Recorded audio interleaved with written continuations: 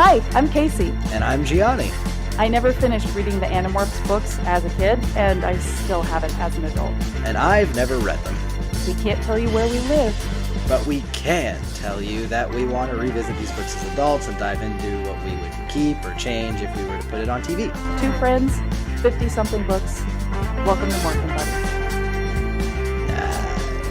morphinbuddies. And then the music kicks in, and then people are just so ready. Hey everyone, welcome back to Morphinbuddies. I'm your host, Kacey Cisnowski, and welcoming Mr. Gianni DeMaia, my co-star, to the smartest dumb idiot podcast on the world. Yay! Yeah! Bringing it back, dude. Hell yeah, That's brother. Our new motto, dude. Hell yeah. So that was great. I also, Hell yeah, brother. I just remembered that I didn't look up the thing about dolphins. Remember when we were like, oh shit, learning? I forgot about that. Let me see if I can pull up Google right now, if it will come up for me. Yeah, what are they gonna do about it? You know, they gotta sit there and listen with their little headphones in their ears. You know what I mean? Right. They're not gonna stop you. How did dolphins evolve? So we're gonna start out this podcast with a little bit of learning. Welcome, everyone. Dolphins evolve. It's crazy. We're coming in strong. Oh, and my VPN is blocking Google right now. Hang on, let me turn off my online security. Let's try this again. Okay. Yeah. Over the past 50 million years, the dolphins have evolved and adapted drastically. They became aquatic marine living mammals from the terrestrial land-walking Pakicetus. Oh my god, they did walk? They were on land, and then they're like, I don't like this, let's go in the water. That's wild. How cool is that? That's crazy. That's I mean, amazing. Good for Applegate doing her research, but... She really did, whoa, though. That's wild. Yeah, that's insane. Because now I'm just thinking of dolphins walking around, and let me tell you, that's a movie that needs to be made right now. Absolutely. Get it out. Can we please? Yeah. We're coming in hard at the start of this podcast. A little bit of education, a little bit of chaos. Hell yeah. We are on book number 5, The Predator. Now, Gianni, did we find a predator in this book? I can't say we did. This is another. I think we're right back to kind of being like, yeah, we have no. None of these titles are connecting in any sort of way. I mean, I could stretch it. I could stretch the Predator to make sense, but this is not. Yeah, this is not like The Message. The Message was the one exception so far. It was like, hey, I have a message in my head, and I read at the page 1, and this one. Yeah, I feel like I could agree with that. I could make it stretch a little bit. Yeah. But there's not, I mean, there are predators. They are predators. Yeah, they do exist. Mm-hmm. Like, I guess you could call the bad guys predators. Sure. I really think that she was just rolling the dice on all these. I think she had, like, a bunch of names in a hat. And I think she just picked them out at random. And I think sometimes she was like, oh, weirdly that makes sense. Like the message just, I guess. A message. This hat system really works. Oh, and then fantastic. She just kept doing it. And then, she won the lottery with that one. Yeah, I would say the title of this book is probably the worst part about it. But I think that's a good thing. Mm-hmm. I think if that's your biggest problem, I think you're doing all right. Yeah, I totally agree with that. I think I really enjoyed this book a lot. I don't know if it's my favorite, but it's kind of up there. Like, I really liked this. Yeah, this is my new favorite. Piggybacking off last week. Wow, yeah, and the week before that. All cylinders. I feel like that Breaking Bad meme where he's like, someone cooked here, and I'll tell you who cooked here. Applegate did, because let me tell you, dude, this book slaps. This book kind of rocks. Yeah. I'm not gonna say it's gonna like change your life or anything, but I mean, look, it's still formulaic. It still has all of the same sort of procedural. You could predict a lot of the things. I think that there's a twist in this book, which I do think is quite clearly telegraphed from the outset of this book. I think it's pretty telegraphed from the other books as well, but not necessarily the extent of it. But in this book in particular, you're like, oh, okay. I was going to ask still, if you knew beforehand. I did call it. Yeah, I was pretty sure, and then the second they had a scene, this is a little bit of a spoiler, but we're not quite in spoiler territory yet. But the second they had a scene where Marco's like, I'm quitting, I was like, okay, for sure, what I'm thinking is going to 100% be correct. And it was. Yeah. But I am of the opinion, though, that I don't need a twist to be, like, completely taking me off guard. I kind of like it better if I guess a twist, personally. Yeah, same. I think that I like to be on the train. I like to be on the thought path. It feels gratifying to feel like I'm paying attention, and therefore I'm rewarded by getting information that feels like it's propelling the characters and the plot forward. And that's what this twist does. So I don't care if something's like predictable. If you can take me on the ride in a way that feels genuine and doesn't feel like you're just pulling the rug out just for the sake of it, then I think kudos to you. And I would definitely say that this book achieves that. Beyond that, though, Marco's super fun as a protagonist. Who would have thought? Not nearly as misogynistic surprised in his head as he is in the other books. He's a sweet, sensitive boy in his head. He just acts like a jackass, like most boys. Yeah, no, I did too. Him. I liked him a lot. I think he's super kind. I think look, it very much makes a concerted effort to justify why he is the way he is, why he deflects with humor so often. But his perspective is also he's very observant as a person. I feel like he had a perspective that I could really trust. He was funny, especially being inside his head and seeing like the sort of trajectory of a lot of the jokes. I think they work way better than when he's just making offhanded, annoying comments. He was a super, super interesting POV character, and I think that everything just really clicked in this book. Yeah, because I think he is the only character that actively plays two different people, where he's got himself, his little vulnerable, sad self, and then he feels like he needs to be the humor in the group because no one else is laughing and having a good time. He feels like it's his responsibility to break that tension for everyone so they can all like relax a little bit. And I think that that's really great, and that is a really like mature thing for a child to feel like that is expected of him in his group of friends. That's his responsibility. And it like carries over into his home life as well, because he's the same way with his father. Mm-hmm. One of my favorite ending scenes, actually it is my favorite ending scene of any of these books, because the book has obviously the same sort of structural integrity of all the other ones, but the like little denouement, the little epilogue that ties a bow on it is really just Marco and his dad, and his dad just kind of having like an arc off screen, so to speak, and Marco making an active choice to not say the genuine thing and to just try to like make his dad feel a little lighter. And it was like really endearing, really heartwarming, really crafted exactly everything that we had seen in Marco through that point. It was everything about this book just really worked. I think this is just, and also it was even more than the last one, because the last one, the biggest praise we could really give to it is that it felt like it was really pushing the main plot forward for the first time in a while. This one feels like it pushed it even further. It felt like we really got some interesting information that completely changes our perspective on certain things, and definitely is going to have some sort of implications moving forward. So for sure, I had a great time with this one. This is a banger. Definitely. And this is also, I think, the most violent book we've read so far. This one actually has several moments in it where it's like horrifying, like gross out, scary, like, oh my God, I can't even imagine what that would be like.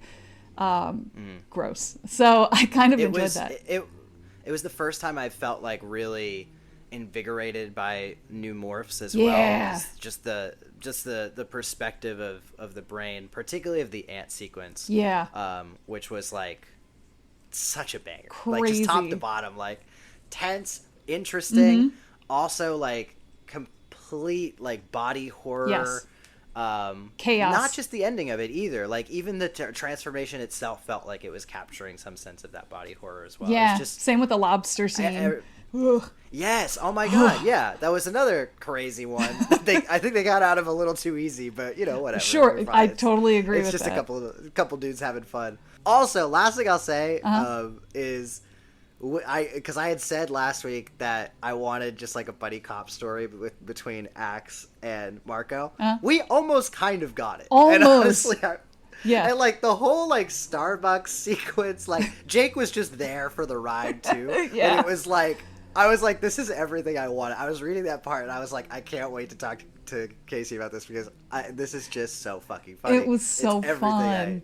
It's exactly the relationships I wanted. It was great. And that also speaks a lot going forward. Anyway, well, I'll bring that up when we get to the scene in the book. Yeah. But yeah, there was a lot of fun. There was scary stuff. There were twists. There were turns. And there was a very nice sincerity overall to this book. And I just felt like it was like a full package of book, which I really appreciated. Full package of book. Yeah. Full book. It went full book this time. It went full book. I'm told you never go full book. This went full book, for sure. This went full book, and it worked. And it definitely did work. worked. Awesome. Yeah, finally. So, do you want to start us off with this beginning scene? I think this is my least favorite part of the book, though. Is this I agree. opening scene is so like dumb. Well, because also, I'll explain the scene first, Yeah. and then we'll talk about because I completely agree. Yeah. But so like Okay. it starts out, and it's Marco basically outside of like a convenience store. I guess it's like a 7-Eleven or something At 10 p.m. And yeah, and he hears like an old man getting mugged by like just some random nondescript punks, and he decides to morph into his gorilla form and basically like scare these guys off. And then the guys get scared. The old man then like picks up a gun It's just, and like, starts crazy. shooting at him. Yeah. And then Marco flees and gets away. They do acknowledge how stupid and also hypocritical this is when I think it was just in the last book that Marco. No, it was a couple books ago, but Marco was criticizing. I think it was Cassie and Tobias for like Yeah. Trying out getting new rid of morphs and stuff. those gun guys or Yeah. whatever. Those guys who were like trying to shoot birds and stuff or whatever the hell that was. Marco has constantly though been the one to be like, you guys are being dumb idiots, and then just decides like, oh yeah, let me use my superpower here To help this guy. And again, it is acknowledged, but even still, it's like you just completely just to have the same structure of all of the other books, we felt like we had to just throw in something where Marco then completely betrays his own character for the sake of structure. Yeah, and then he shrugs it off like it's nothing. Like he's like, oh, this guy kept shooting at me. That's what I get for trying to help someone. And it's like, you're a child who's being shot at with a gun multiple times right now in your gorilla morph. Like, is that not scary?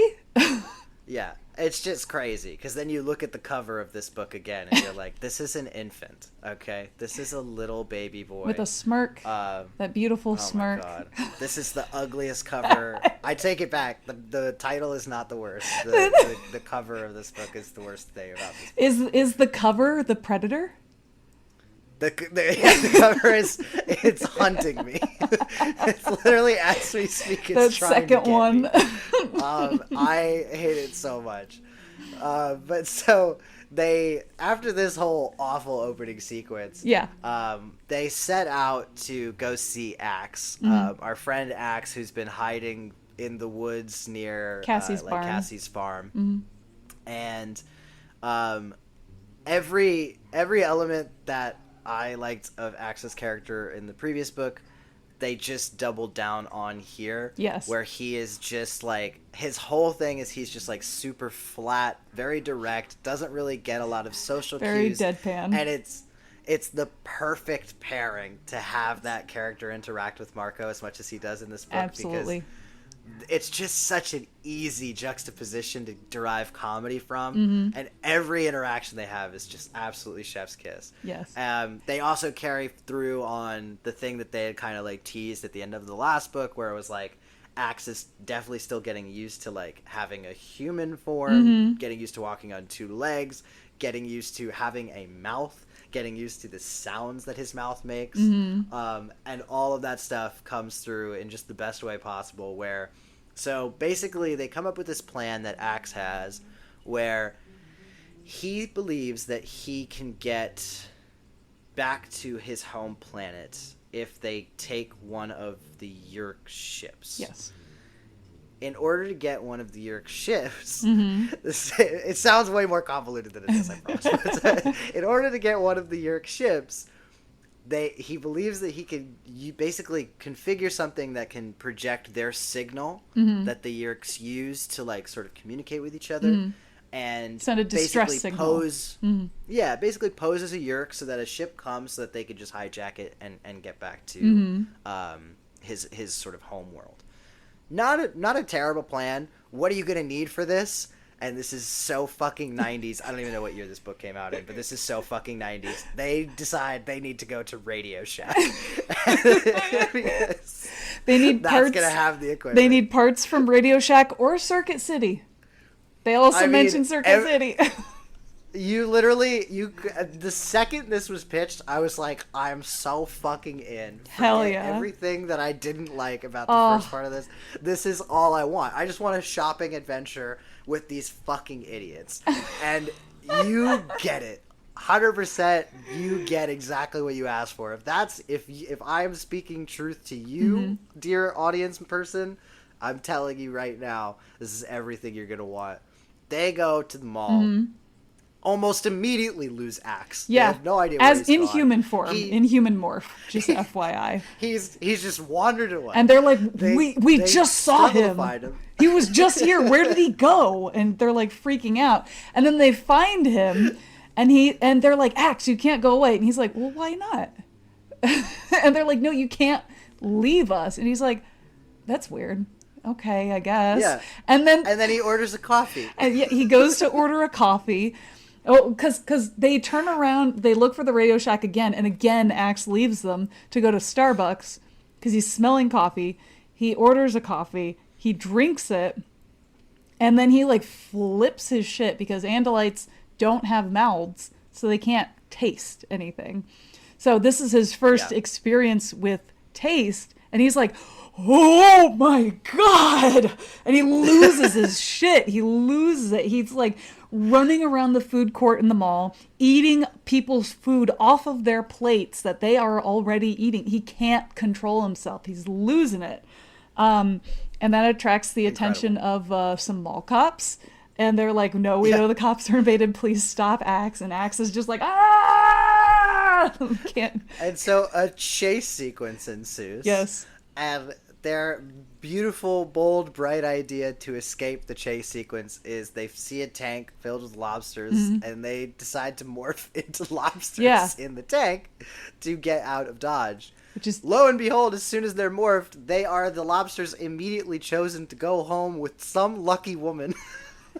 Yeah. Who then proceeds to try to cook them. And they don't know that because they can't see with the lobster eyes. All they know is that this is teaching me a billion things about lobsters. Yeah, which is great. great. I didn't know any of this about lobsters. So that they are feeling all they can see are kind of like fuzzy light and dark images, but they can't really see anything of detail. So they can feel themselves moving, and they've been in this lobster morph for almost 2 hours. So Axe is like, guys, we gotta go. So they start morphing, and as Marco is morphing, first off, he said the first thing that he morphs is his human lips that just appear on a lobster. And I just want him to be like, booga, booga, booga, give me a kiss, as a lobster. And so the woman that's holding him in her hand, she sees him morphing and she freaks and she drops him just over the pot of boiling water. Marco somehow balances his now toddler-sized body over the pot.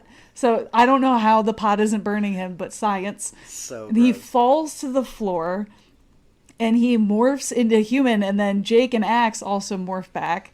And the woman is like freaking out, like, you were lobsters, you were lobsters, you were lobsters. And then the way they fix this, Marco's It's so stupid. so dumb. He's But I like, love it. you're dreaming. This is all she's like, I'm dreaming? And they're like, yeah, lobsters don't turn into people. This is just a big old dream for you. Shh. And she's like, oh, Yeah. I'm dreaming. And then they leave, presumably fine. But like, don't gaslight her.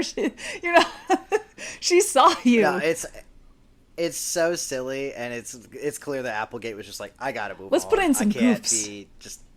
Yeah, so yeah, she was like, I have this great season. Here's the thing, I am of the belief that, like, obviously, sort of objectively speaking, obviously this is like one of those moments that is going to keep it from being like, this is the greatest book of all time, right? But I am of the belief, though, that, like, I don't really care. Same. Because you earned it. You earned it because I enjoyed every minute Well, yeah. of this. And I don't care that it's like, whatever. This lady, she'll never come up again, probably. And that's clearly, like, this craziest plot hole ever. But it is super I fun. think So I who think cares? it was good to have that kind of silliness to juxtapose the horrific descriptions of morphing into lobsters. Marco God, talks about looking at, like, Jake and, like, seeing the lobster legs just burst out of his chest, and his, like, the way that his skin was turning, and he could see, like, terrifying. Find this book online, read that little paragraph. It's so disgusting. And then, of course, he has nightmares from It's it. awful. It's awful. Yes. Yeah. Immediately has Yes. a nightmare, because I think it's literally the opening of the next chapter that he's, like, having this horrific Horrible. dream. Yeah. So that's just gonna. So I can't even. Because now I'm blank. Did they get the stuff from Radio Shack? before everything went So haywire? 'Cause I don't they even got the technology parts, and then as they got the supplies, Axe turns to them and he says, okay, now I just need a Z-space transponder. And they're like, cool, Yeah. we totally know what that is. Psych, we don't know what that is. And he's like, Yeah. Who the hell? yeah, would? and Axe is like, what, you don't have Z-space transponders? And they're like, no, we don't. I think you're like many, many years ahead of us technology-wise, Axeman. And Axe is like, oh, Right. well, I guess we'll have to get it from somewhere else. And Yeah. so Well, who do we know that's communicating with the Yerks, Visser 3? Chapman. Oh. Oh, that's right. Our handy dandy controller vice principal Chapman is probably has whatever you need in his house. And Axe also believes, just so Applegate doesn't have to get caught up with potentially another plot hole, she throws in that there's so many different intricacies of his transponder that they probably won't even notice that one is missing. You're like, okay, Cool, sure. thanks. So we're just gonna go steal And it. Rachel So they Rachel decide- immediately is like, I'm not doing the cat again. They know I'm not doing that again. And they're like, understood. Probably Yeah. a good idea. And then Cassie's like, okay, so what can we do if we morph something small that can get into the house without them noticing, that can carry something that could potentially be heavy and get out without being noticed? Oh, let's be ants. Brilliant. Cool. Except it's not, and it's a disaster from the second it happens. So this is bad. the worst idea ever. They turn into ants. First of all, horrific. It's Yes. absolutely Oh my scarring. God. He They talks can't- about like the mandibles appearing on Cassie's face, where her face turns into just like a slit, and then the mandibles just pop out with her Yeah. legs like coming out one by one, and it's just like, oh, this is disgusting. Like legitimately it's Cronenberg's disgusting. wet dream. Oh yeah, for preteens. So so that was really gross. Yeah, it's absolutely scarring. Yeah. But so they transfer into ants. They also like they have like hive mind mentality. So Oh yeah, that they're was not even crazy. they're not even thinking clearly. It's like the first time. Like, they've had little touch-ins with like, the losing yourself to the animal brain or whatever, but they've been through this enough times they could usually get out of it pretty quickly. This is the first time where literally even Tobias is like, guys, you need to get it together, like, immediately. Like, you really need, like, this feels worse than any other time. Like, you guys need to, like, start thinking as you. And barely they're able to. Yeah, he shouts at them a good 4 or 5 times, like, you're human. Your name is Marco. Your name is Cassie. Your name is Jake.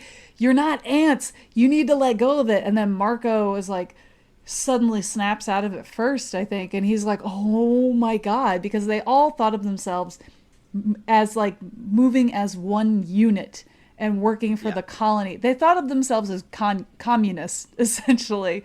They're all working for one, like the queen ant, to build their home. And that was their instinct. They're all like, we're all limbs of a body. Like, we don't have individuality. And then when they all snap out of it, they all freak out about that. They're like, I didn't know I was a thing. Like, I thought I was just colony, you know? Yeah.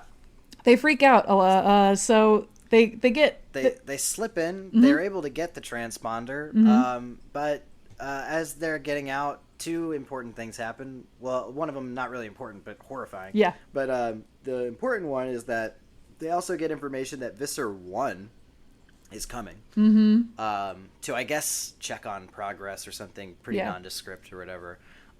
So obviously Axe has heard of Visser 1. He explains that there's, I can't remember the exact number, 30 some odd Vissers. I think so, or like 40. I think it was like 39 or something. I can't remember, something like that. Maybe like there's 47. There's several Vissers. I'm not sure. And they are ranked based on like a power scale. Yeah. It's not exactly clear what power scale is, but obviously if you are Visser 1, you are the most powerful Visser. You are top dog. So it's essentially Visser 3's boss coming. Yes. Then a whole colony of ants comes in and immediately tries to kill all of them. Because they're a different colony of ants, so they smell differently to each other. So because they're an enemy, so because they're not part of the colony, but they're in the colony's territory, they start getting literally ripped apart. Like, their legs are being pulled off. Marco talks about... Cassie even says, she's like, they got one of my legs. Like, Marco... I was like, oh, shit. Marco said one of them bit him between the waist, and they're trying to pull his body into 2 pieces. Like, terrifying. Absolutely. Like, they're in a tiny space. They're surrounded by hundreds of enemy ants who are all trying to kill them, and they can't go anywhere because... they're stuck in this little tunnel. So what do? They have to morph. Yeah. God forbid if they were surrounded by cement when they had to morph. What absolute nightmare fuel for me, because I'm a little bit claustrophobic. So, like... Oh, game over. Yeah, so being trapped in a tiny space with ants all over me. Time. No, thank you. Yeah, no. I'd rather be dead. Thanks. That's a no for me, dog. They are able to morph and narrowly sort of escape. And as was established in the last book, because it's holding onto your DNA, the morph is not going to carry over your injuries. So it's not Thankfully. like they morph back into humans and they're missing legs. So thank goodness for that. But then that night, Marco is showering and he feels an ant head attached to his waist, which he like looks down and he just pulls off. And I was just like, nope. Absolutely not. Absolutely not. No. Yeah, would rather burn myself alive. Actually, thanks. Yeah. But so they build the distress beacon, and they basically prepare for the moment where they're gonna like activate it or whatever. It's I think at this moment that Jake and Marco have like their big conversation where Marco is like, listen, I've given a lot to this cause. I'm not going to do this anymore. I'm out after this. Yeah. This will be the last mission. It's just too many close calls. Yep. I'm scarred from everything we've experienced. And he's noticing also, like, it's a really interesting scene before he actually brings this up. he's noticing like the sort of frayed nerves on all of his friends, like, and he's just kind of having these internal monologues with himself about how there's just going to be a time where even if you morph, you're not really coming back mentally. Yeah. You know? Yeah. And he's already sensing that, you know, from some of his friends, that they're just like losing like a part of their personhood at each time. Yeah, So, and it's also it's also really close to the 2-year anniversary of his mom dying, so he can see how sad his dad is getting, how his dad is becoming more mopey. He even goes into detail a little bit about how his dad used to be a scientist, but now, since he never really got over his mom, now he is a part-time janitor, doesn't really care about anything else. And Marco even says, he's like, when I lost my mom, I lost my dad too, which is so heartbreakingly sad, that he just, you know, he wants to have a relationship with his dad, and he kind of can't right now because his dad is just not in a good place. So as it gets closer to that anniversary day, Marco can see how his dad is reacting, and he's like, you know, if I die, what is my dad's not going to make it. He's like, I can't have my dad bringing 2 sets of flowers for 2 different graves, essentially. Yeah, so, which makes perfect sense. Jake's actually very understanding about it. And it's like, you're right, you've given a lot to this cause. This can be the last time. That's okay. And he goes into the next mission. He's not really sure if Jake's told the other people. We actually never get a concrete answer of whether or not he did, but it's very much presumed that he did not. But they, I guess, start up this beacon and immediately fall not into a trap that they laid, but fall into a trap of the enemy, because all of a sudden, all of these different controllers come out of all different alien species that we've seen before, and almost immediately Visser 3 comes and takes all of them captive, basically saying that, you know, of course the Yeerks have seen this coming. They obviously they've changed their distress beacons enough so they know a trap when they see one. Everybody has already morphed into their battle morphs. Yeah, into their battle morphs. Yeah, into their signature morphs. They decide to stay in these because obviously they still don't want Visser 3 to know that they're human. Except for Axe. Axe is just in his Andalite form. Right. So because they figured that would be his actual strongest morph, stronger than whatever other animals he's picked up along. Well, you don't think a trout would be strong? Shark? I say go for it. You know what I mean? But so the others are not answering Visser 3. Axe is speaking for them. And Jake continually encourages him not to say anything, but, you know, Axe sort of can't help himself. Visser 3 starts to notice. He's like, I don't understand why you guys aren't actually talking. I don't know why the young one is speaking for you. That's a little suspicious to me. And he's kind of picking up on some clues, but before he could really come to it, so they go on the ship. I guess Visser 3's ship. Yeah, the blade ship. They fly up into Spice. Spice. And he shows them Earth from space, and they're just sadly looking out the window like, wow, Earth is actually really beautiful. And then Axe is like, oh, he's doing that because he wants you to be in despair. And they're like, okay, it's working. Yeah. Thanks.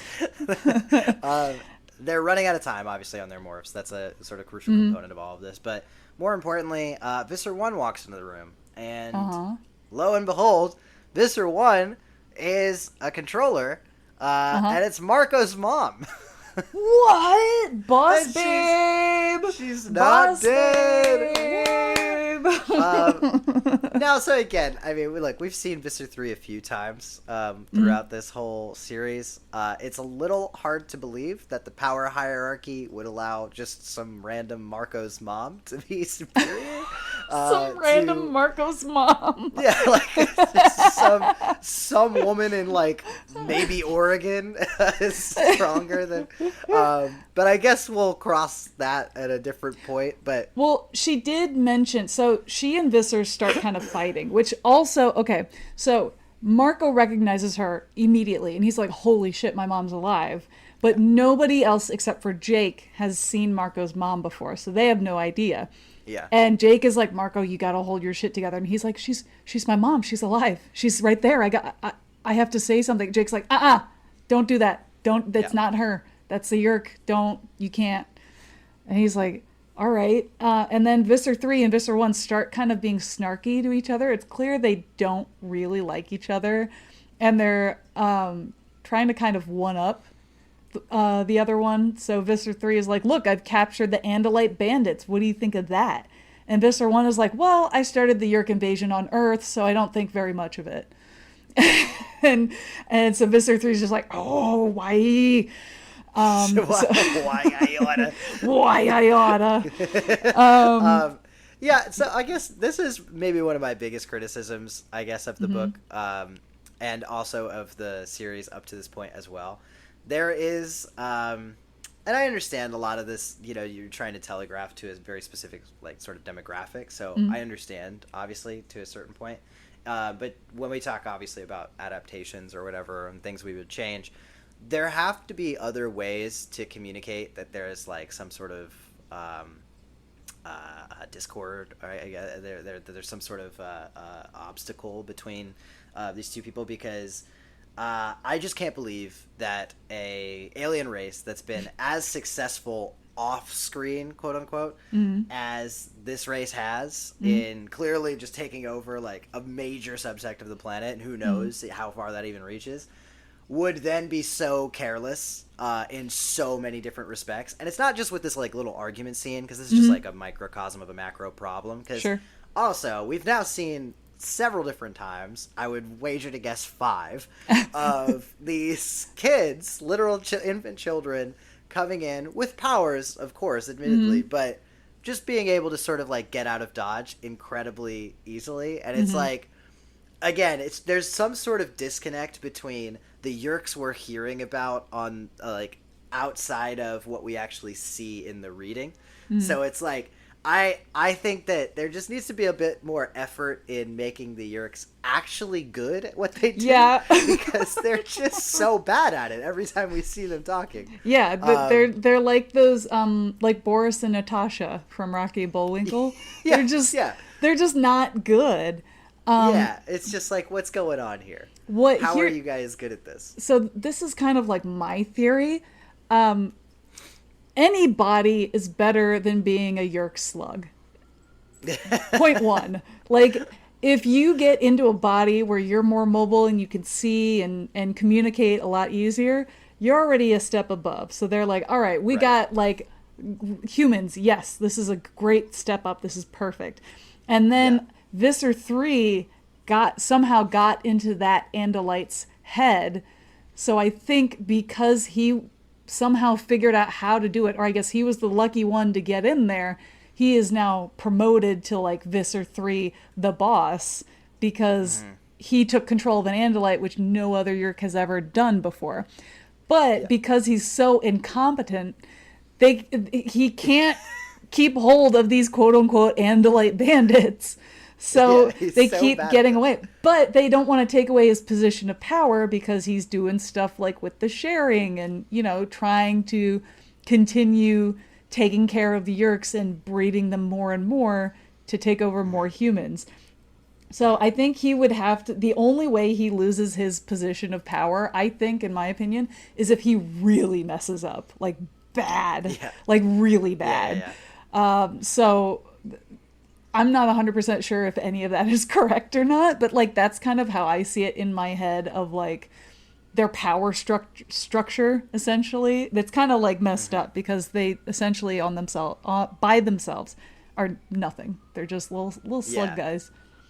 Yeah, as is evident, because guess what? Jumping ahead, they escape. But they don't do it themselves. But first. It's like, but first, it's a little political theater, which is kind of fun, because so basically Visser 3 decides to test these morphs, because he's already impressed with sort of like the physically imposing Jake as a tiger right now. And he's like, I gotta see these things in action, you know what I mean, before we just like sort of cut you guys loose and take them all for ourselves. So he puts him in the ring, like a literal like ring, and they essentially fight their way out, like kind of through the ship. Which again, I think the Yeerks should be a little more prepared for this possibility. Well, Visser 1 is the one that released them from that cage that he was keeping them in. Right. So they differentiate these things because Visser 1 has her own Yeerk soldiers that are dressed in like red, and Visser 3's soldiers are dressed in gold. They don't like each other. So the soldiers in red come in, and they've knocked out all of the soldiers guarding our Animorph buddies, and they're like, hey, you can leave. Here's the way to the escape pods. You got to fight everybody along the way. If you make it to the escape pod, get out. The pod will self-destruct. So good luck. And the Animorphs are like, wait, really? How do we know this isn't a trap? And they're like, I think this is like political theater. Like Visser 1 wants to make Visser 3 look bad so that he'll get punished. That seems to be the implication. Yeah. Which I guess is how Visser 1 got to where they are, is just making sure that the others are just looking like fools the entire time. And I kind of like that idea of like they don't have like the perfect way again to get these promotions. They just kind of do what they think will work or what they think will make them look good in the eyes of other people, or at least make them not look bad. But again, a little silly. Yes, because, I totally agree. Totally agree. You got them right where you want them. Drama. Like, at least cut off the head of the snake or something, and then watch the body die. Gianni, this is what we call a boss babe. Yeah, no, this was some. This is what we call some plot armor. So they fight their way to this little the shafty thing. They get to the escape pods, and they are able to basically jettison themselves back to Earth. They also, at a certain point, like, because if I recall correctly, they're kind of like looking out the window and they see like the Yeerk like mothership. Yeah. I don't think they call it the mothership, but they basically like identify it as like, oh, that's like the big Death one. Star, Yeah. for Yeerks or whatever. Which is pretty imposing and cool, but also brings into question of like, Area 51 hasn't caught these guys yet. They haven't even looked at it. I mean, what are we doing? What's all that money? This is 2000, the year like 2000 or whatever. No, like, this is earlier than that. I think this is like 96. Oh, dude, 96. they were looking at space all the time. You tell me they didn't see this thing? But their ship is shielded from radars. That's how they explain it. Sure. So they get back to Earth. I guess they landed right back in. Yeah, they said Forks, Washington. They said the escape pod is gonna land exactly where it took off. It has those coordinates, so you're gonna land exactly where you went. Cool technology, right? Am I right, my tech bros?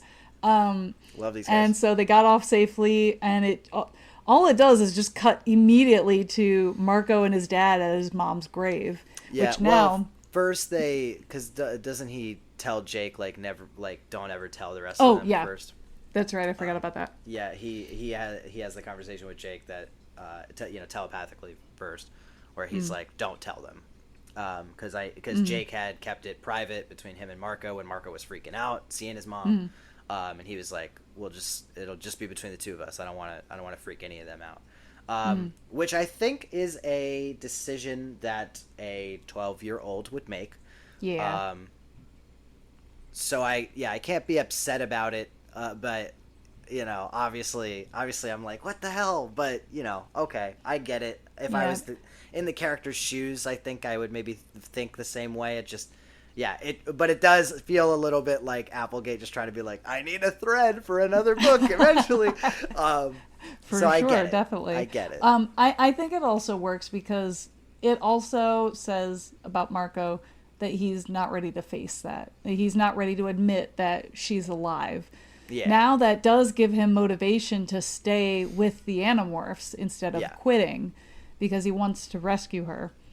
But I don't think he can quite. It's like the idea of like, if I say it out loud, that means it's true. Yeah. He's not ready to say it out loud to everyone yet. So that's going to be their little secret. Thank you, Jake, for being a good prince Yeah. in this book. Way to be.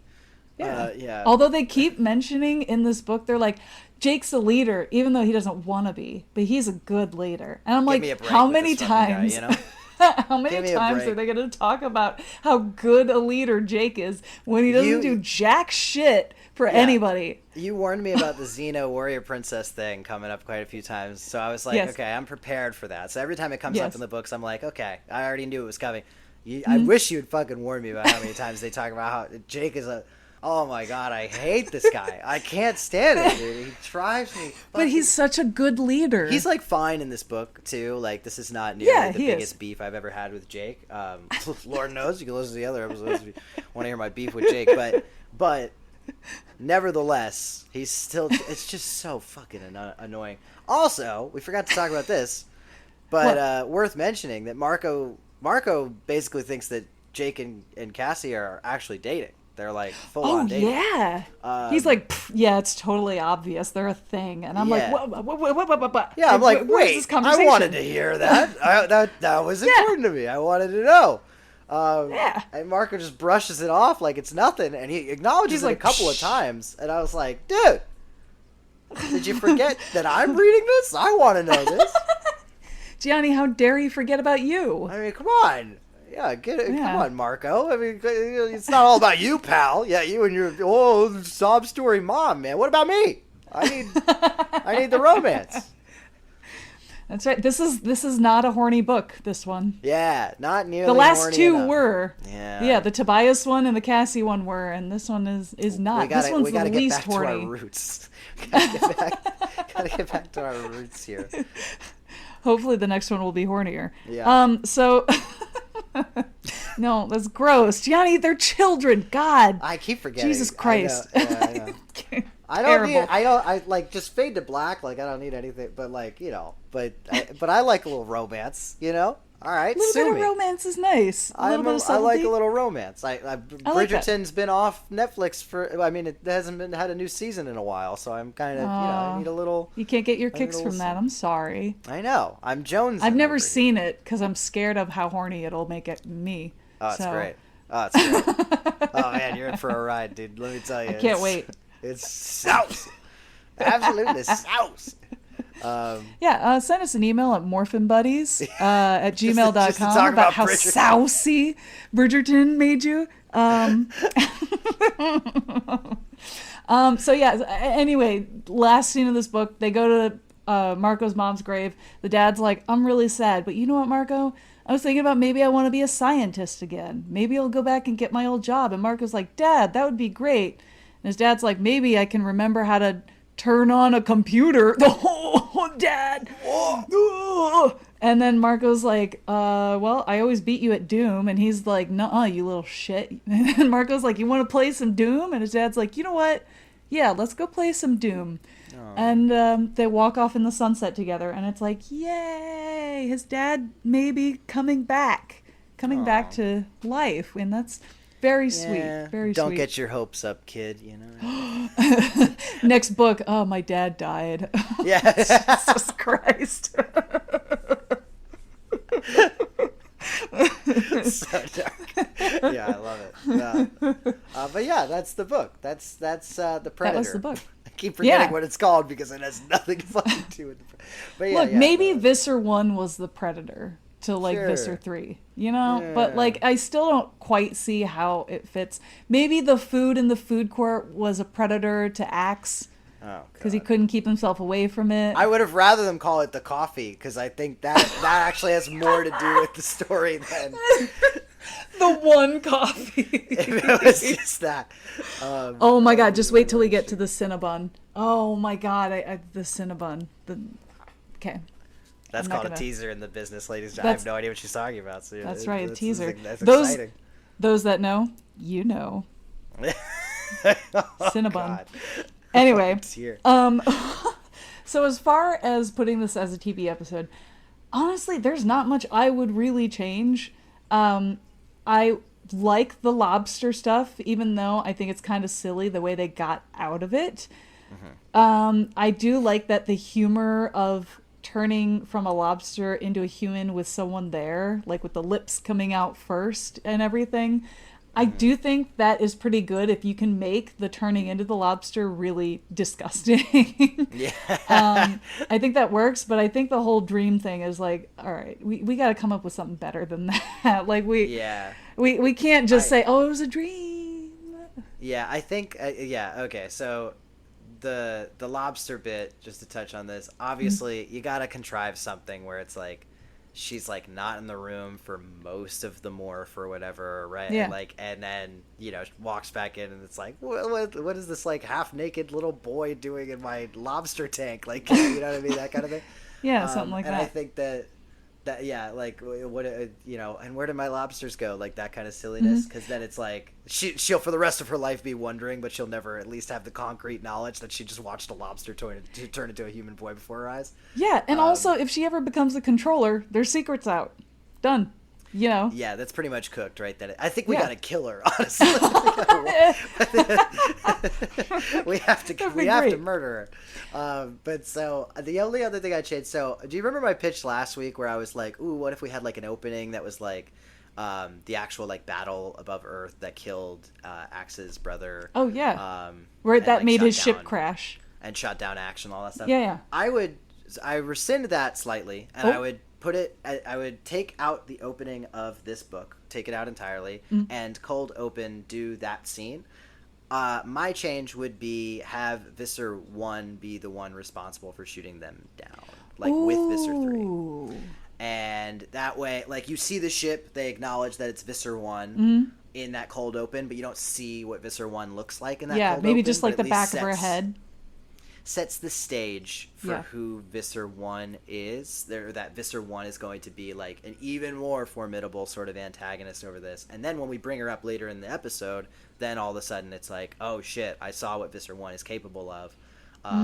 Visser 1 basically knocked him down so that Visser 3 could clean it up. And that was the, so then it's like kind of setting the stakes of that moment. And then of course you have the reveal exactly as Yeah. is. Those are the only things I would change, though. Yeah. I just don't like the open of this book, and I think that Yeah. opening would be way better. Yeah, I don't like the opening of this book at all either. You know what I think would be better?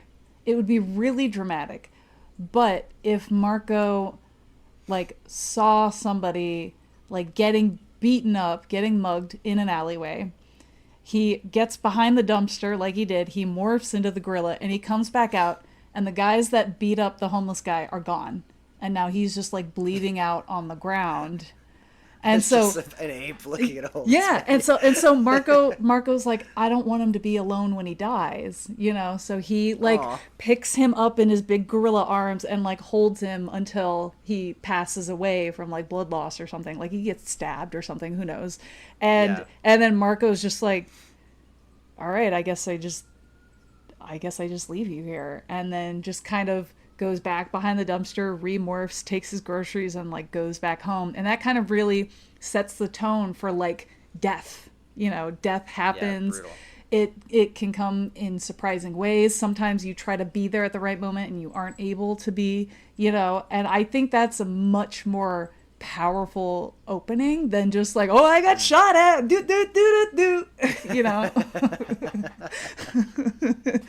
Well, you don't like the crazy old man with the gun? Get out of here, you ape. I think something like that would be much more impactful and really set the tone for the episode where, his dad is sad and can't get over this death, and Marco has to get over it almost every day that he fights the Yerks. He has to get used to death. So I think that kind of brings an interesting kind of overarching view of that episode to start, rather than just that bit of silliness at the beginning. Yeah, that could be interesting. Yeah. But yeah, no, I wouldn't change a whole lot, because I think that again, the structure is it's so already fitting for a TV show that I'm still just waiting for like one of these books to really just change up the formula. I don't think it'll ever happen, but yeah, how would you rank the books so far now that we've gone through our main characters? Look, Tobias is my favorite Animorph. Let's just get this straight. He's my favorite boy. I think Marco's book might be my favorite book. at thus far. Yeah, at least so far. Yeah. I Obviously, you know more than me. But... yeah, I really love Cassie also. She's another one of my favorites. But I think out of all the books that we have read, I'm trying to think if I liked the first one as much as I like this one. And I think I like this one more just because everything is getting a bit more intense with like the morphs and the danger therein and the violence and that kind of stuff. This kind of had the whole package: sincerity, scary, goofy adventures, but not too goofy to the point where it's just like, all right, can we just like finish this and be done with it? A little bit, but not too much. It's enough for like a kid's book and enough for an adult to be like, all right, this is kind of fun, Right. So yeah, I think this one is my favorite so far. Mm-hmm. So yeah, I really enjoy it. Yeah, definitely my favorite so far. I would go almost entirely backwards. I would just switch 1 and 2 in my rankings. Oh, really? So far. I would have it 5, 4, 3, and then 1, 2. Wow, you didn't like Fluffer not McKitty. That I don't like 2. Yeah, no, no, it didn't work. Yeah. That's sort of like a passing kind of adventure that doesn't really stick out a whole lot to me. And the 1 just feels obviously more consequential because it just kind of sets the tone for everything. Yeah. It gives you a little taste of everything. Most of the other books just improved on. The 3, 4, and 5 all just took the elements that worked in 1 and 2 and then just tried to like merge them together to varying degrees of effect. Yeah. And then this one is just obviously the most consequential, the most empathetic, the funniest, the most plot driven. You know what I mean? So it's just it's easy to have this one at the top. But the other ones, I mean, yeah, it's all been good so far. Still waiting for a book where this just falls where you get the falls suck off the rails. Yeah, I can't wait to get the suck. I'm looking at what is this? The next one? The next one, the capture. Somehow this is a worse Oh my cover. God. Somehow this cover is worse. Hang on. If this is okay. Oh, this is a good one. This is something interesting happens in this one. Okay. Dude, somehow this cover is worse than the last cover. Yes, I'm looking at it now. What an absolute nightmare. That is absolutely... That third one with his fist burned. at his side here. That third picture. Why is his arm like that? He's ready for battle. He's ready for battle. Dude, I can't look away. This thing is a train wreck. I can't stop looking at it. And it's just the one arm. Like, it'd be different if it was like... Okay, so what we're looking at, podcast family.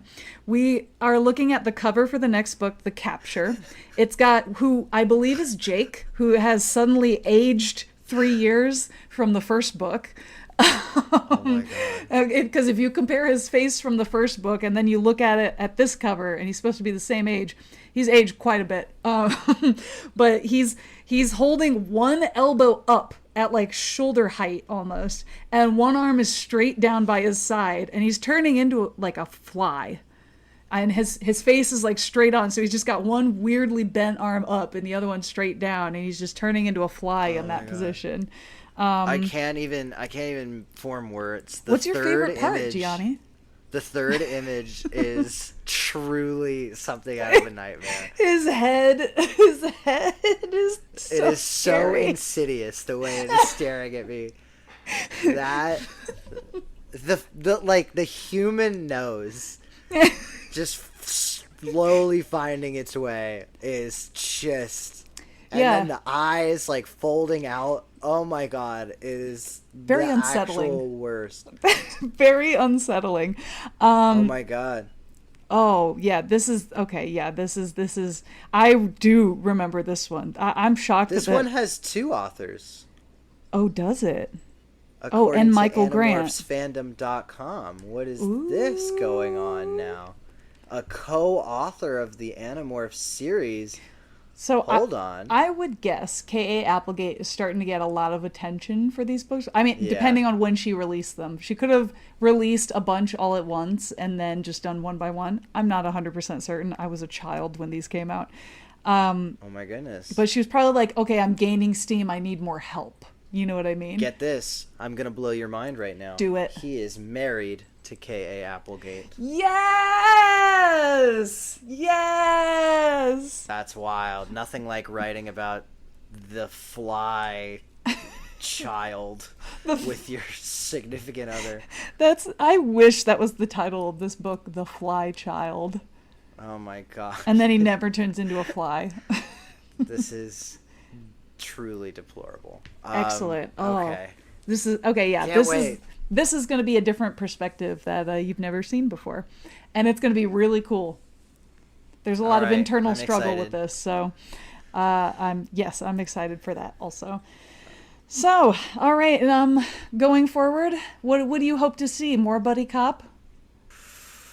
Well, obviously, I hope to see Visser 1 again, because that's just gonna skyrocket some tension. But I don't know. This is a Jake book, so is that as consequential if it's like Visser 1 again? I'd like to see the title mean something. So the capture. Who gets captured? I'd like to see Jake get captured, and I'd like for it to be like I'd like for it to be a little more consequential than like, oh, he's an animal and he gets caught by an animal services by handler. a poacher or something. No, I would like it to be the enemy gets Jake, and then Jake is like, and then he's got to fight for his life. Get out of there. Get out of the prison. Ooh, yeah, if it just went, like, so dark and it just, like, actually put him into, like, the Yerk prison, and then he's got to just fight his way out. That'd be sick. All by himself? That'd be pretty sick. Just do Chronicles of Riddick, Butcher Bay, escape, fight your way through the whole... and then get the shine eyes. This is some deep cut Chronicles of Riddick lore that I'm just throwing out to the pod. But I don't know. That's my expectation. Awesome. Cool. Well, we will see if those expectations come true or not. Maybe there's no capture. Maybe he just captures our hearts. Yeah, knowing this book, it's probably... I mean, knowing how they've been titled so far, it wouldn't surprise me. You don't want your heart to be captured by Prince Jake? I mean, no, I would welcome it, I suppose, but...